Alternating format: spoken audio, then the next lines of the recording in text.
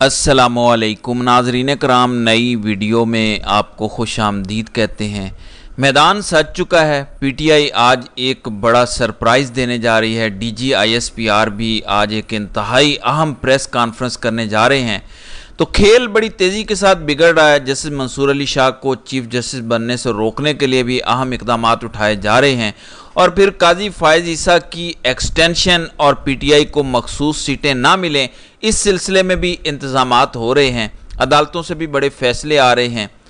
नाज़रीन इकराम, आज 5 अगस्त का दिन इंतहाई अहम दिन है। 5 अगस्त एक ऐसा स्याह दिन है कि जब भारत ने यकतरफा 5 अगस्त 2019 में कश्मीर का खुसूसी स्टेटस, जो रियासत का स्टेटस था, वो ख़त्म कर दिया। कश्मीर से आइन छीन लिया, कश्मीर से झंडा छीन लिया, कश्मीर से ज़ुबान छीन ली और कश्मीर पर मुस्तकिल कब्ज़ा कर लिया।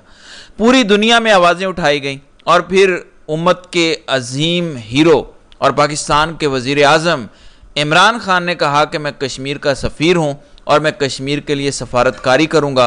और फिर पाकिस्तान के अंदर एहतजाज हुए, पूरी दुनिया के अंदर एहतजाज हुए, इवन अक़वाम मुत्तहिदा के अंदर कश्मीर के लिए आवाज़ उठाई गई और मोदी को इंटरनेशनली एक टेररिस्ट डिक्लेयर किया गया और हिंदू इंतहा पसंदी को भी लेकर बड़ी आवाज़ें उठाई गईं।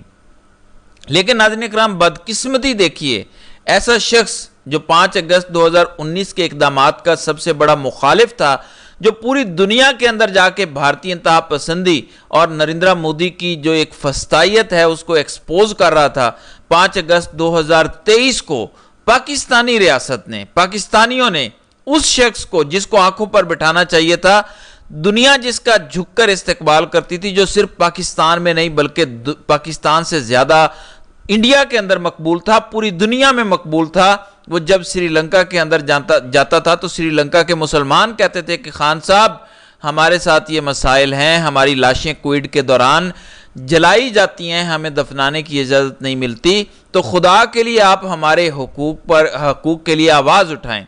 जो फ़लस्तीनियों के हकूक़ के लिए आवाज़ उठाता था, एक ऐसी बड़ी आवाज़, एक बड़े कद काठ का लीडर जिसको मैंने कहा कि आंखों पर बिठाना चाहिए था, जो पूरी दुनिया के अंदर पाकिस्तान का एक पॉजिटिव सिंबल था, उसको हमने 5 अगस्त 2023 को ही सेम वही 5 अगस्त का दिन, यानी आज का दिन जब भारत ने यह फसायत की, हमने उसे गिरफ्तार कर लिया। इंतहाई भौंडे तरीके से गिरफ्तार किया। जज हुमायूं दिलावर ने एक फैसला दिया, अगले 6 से 7 मिनट के अंदर अंदर पुलिस दीवारें फलांग के ज़मान पार्क पहुंच जाती है। इमरान खान कहते हैं कि मुझे कपड़े तब्दील करने दें, मुझे फ्रेश हो लेने दें, नाश्ता कर लेने दें, लेकिन कुछ भी नहीं करने दिया जाता। उसके मुंह पर कपड़ा डाल के उसको गिरफ्तार कर लिया जाता है। और आज 1 साल के बाद भी इमरान खान ने कई झूठे केसेस, इद्दत जैसा घटिया केस, गद्दारी जैसा घटिया केस और घटिया से घटिया, गलीज से गलीज केस, जिस शख्स को सल्यूट करना चाहिए था उसे गद्दार कहा गया। उसकी बीवी पर तोहमतें लगाई गईं, उस पर तोहमतें लगाई गईं और आज वो पाबंदे सलासल है। लिहाजा सवाबी में आज पीटीआई जलसा करने जा रही है। काफिले बड़ी तादाद में पहुंच रहे हैं, बड़े पैमाने पर लोग पहुंच रहे हैं और मैं पिछले 2 दिनों से आपको आगाह करता आ रहा हूं कि ये जलसा गेम चेंजर होगा। अगर बड़ा जलसा हुआ, अगर बड़ा जलसा हुआ तो ये सारी गेम ही पलट देगा, पूरी बाजी पलट देगा और ताकतवर भी मजबूर हो जाएंगे और हुकूमत की भी जड़ें ऑलरेडी जो हिली हुई हैं मजीद हिल जाएंगी। हुकूमत के पास है ही क्या। एहसन इकबाल का मैं एक बयान पढ़ रहा था जिसके अंदर उन्होंने कहा कि हमें आज का नहीं सोचना, क्योंकि आज को हम ठीक कर ही नहीं सकते, हालात इतने ख़राब हो चुके हैं। हुकूमत का ख़जाना वो कहते हैं कि खाली है, इतने पैसे नहीं हैं कि तनख्वाहों और पेंशनों का बोझ उठा सकें, मगर हमारी नज़र आगे या कल पे नहीं बल्कि 2047 पे होनी चाहिए। गौर करें इस अरस्तू की सोच का, यानी आज कोई मरता है तो मर जाए, आज कोई बच्चे की फीस अदा नहीं कर सकता ना करे, कोई हस्पताल के अंदर इलाज नहीं करवा सकता, कोई घर का चूल्हा नहीं चला सकता, कोई बिजली का बिल नहीं अदा कर सकता, मरता है तो मर जाए। लेकिन हमारी नज़र 2047 पे होनी चाहिए, यानी पाकिस्तान बनने के 100 साल बाद जब हम पीछे मुड़ के देखें तो हम भारत से आगे निकल खड़े हों। तो इस तरह के अरस्तू और इस तरह के जोकर हमें मिले हुए हैं। बहरहाल आज का जलसा गेम चेंजर जलसा होगा और आज का जलसा पाकिस्तानी सियासत का रुख मोड़ सकता है। दूसरी जानिब डीजी आईएसपीआर آج کے وقت کے مطابق 3 بجے کے قریب GHQ راولپنڈی سے پریس کانفرنس کرنے جا رہے ہیں. پہلے بھی انہوں نے ایک پریس کانفرنس کی تھی, بڑی عجیب و غریب پریس کانفرنس تھی, اور اس کی سمجھ نہیں آ رہی تھی کہ DG ISPR کہنا کیا چاہ رہے ہیں. آپریشن عزم استحکام کا بھی معاملہ ہے, آج ہو سکتا ہے کشمیر والے ایشو پر بھی وہ پریس کانفرنس میں بات کریں, یا کسی سیاسی ایشو پر بھی وہ پریس کانفرنس کر سکتے ہیں, کیونکہ پہلے وہ سیاسی پریس کانفرنس ہی کرتے آئے ہیں, حالانکہ فوج کا اس طرح کا رول نہیں ہے. کیونکہ پچھلی پریس کانفرنس پر انہوں نے کہا تھا کہ اب تواتر سے پریس کانفرنسیں ہوتی رہیں گی. اب اس کا مطلب واضح ہے کہ حکومت ناکام ہو چکی ہے, حکومت ایجنسیز کا یا اسٹیبلشمنٹ کا یا GHQ کا دفاع نہیں کر پا رہی. یہی وجہ ہے کہ DG ISPR کو خود سامنے آنا پڑ گیا ہے. اور آج ایک اور بڑا اہم معاملہ ہے لاہور ہائی کورٹ کے اندر, ایجنسیز کے حوالے سے بات ہو رہی ہے. تو اظہر مشوانی کے بھائیوں کی بازیابی کے لیے درخواست دائر تھی, وہاں پر کچھ ہو نہیں رہا تھا, تو آج عدالت سے انہوں نے درخواست واپس لے لی. اظہر مشوانی کے جن 2 بھائیوں کو اٹھایا گیا تھا, لاہور ہائی کورٹ کچھ کر نہیں پائی, لاہور سے انہیں اٹھایا گیا, اور آج اظہر مشوانی کے گھر والوں نے وہ درخواست واپس لے لی, اور بتایا گیا کہ اظہر مشوانی کو واٹس ایپ کال آئی تھی کہ مغوی انٹیلیجنس ایجنسیوں کے پاس ہیں. سب کو ہی پتہ ہے کہ ایجنسیاں ہی لوگوں کو غائب کرتی ہیں, لیکن وہ کہتے ہیں کہ اب کال آ گئی تو واضح ہو گیا کہ یہ پاکستانی ایجنسیز کے پاس ہیں, اور کیونکہ ایجنسیز فیڈرل حکومت کے انڈر ہیں, وزیر اعظم کے انڈر ہیں, لہٰذا ہم یہاں سے درخواست واپس لیتے ہیں. اس کا مطلب یہ ہے کہ اب درخواست اسلام آباد ہائی کورٹ کے اندر دائر کی جائے گی, کیونکہ غلام شبیر جو ڈاکٹر شہباز گل کا بھائی تھا وہ بھی وہیں سے بازیاب ہوا. پھر بے شمار لوگ اسلام آباد ہائی کورٹ کے ججوں نے بازیاب کرائے, تو اب اسلام آباد ہائی کورٹ میں درخواست دائر کی جائے گی. دوسری جانب آج جسٹس عالیہ نیلم نے حادی کر دی ہے. ان کے سامنے ایک کیس تھا عظما بخاری کا, جو ان کی ایک متنازعہ ویڈیو لیک ہوئی, اس کا کیس تھا, اور ٹویٹر پر وہ ویڈیو وائرل ہوئی تھی. تو اس حوالے سے جسٹس عالیہ نیلم سماعت کر رہی تھی. وفاقی حکومت نے انہیں بتایا کہ ہم نے تو ٹویٹر بند کیا ہوا ہے, ہم نے 17 فروری کو ہی پورے پاکستان میں ٹویٹر بند کر دیا تھا. ابھی یہ جو ویڈیو وائرل ہوئی ہے اور یہ جو ٹویٹر چل رہا ہے وہ تو VPN پر چلتا ہے. اب جسٹس عالیہ نیلم بجائے اس کے کہ یہ کہتی کہ ایکس کیوں بند کیا گیا, کیوں لوگوں کی آواز دبائی جا رہی ہے, انہوں نے کہا کہ یہ جو VPN استعمال کر رہے ہیں ان پر پابندی لگائیں. پھر انہوں نے کہا کہ UAE یعنی متحدہ عرب امارات کے اندر تو بڑی سخت سزا ہے VPN استعمال کرنے پر.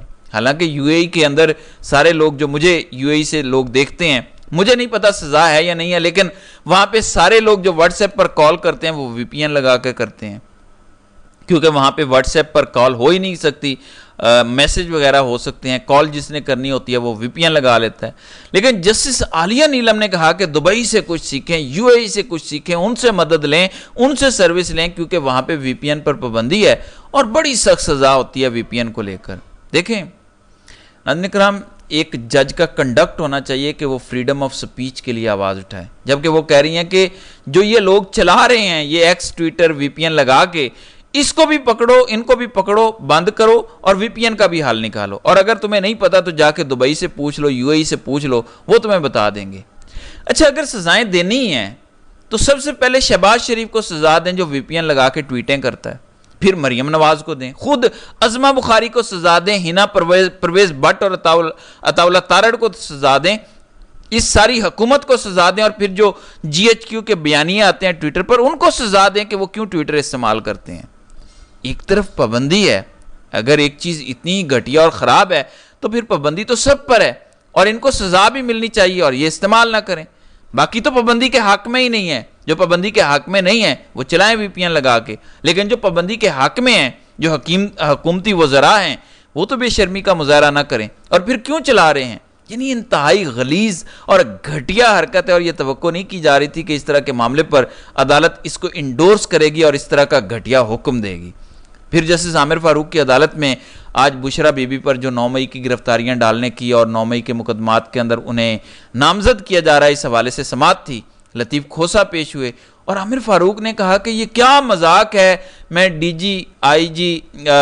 DIG آپریشن پنڈی کو بلا کے پوچھوں گا, ان کو نوٹس جاری کروں گا.